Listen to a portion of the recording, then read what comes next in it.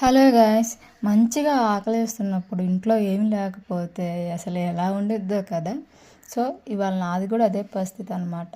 చూస్తేనేమో కర్రీ నచ్చని కర్రీ. సరే ఏం చేద్దామని ఆలోచించుకున్నప్పుడు ఫ్రిడ్జ్ తీస్తే అదొకటి కనిపించింది అనమాట. సరే ఎలాగో మనం ఇప్పుడు కర్రీ చేసుకునేంత ఓపిక లేదు కాబట్టి ఫ్రైడ్ రైస్ లాగా చేద్దాము అని చెప్పేసి అన్నీ వెజ్జీస్ వేసేసి ఫ్రైడ్ రైస్లో చేస్తున్నాను అనమాట.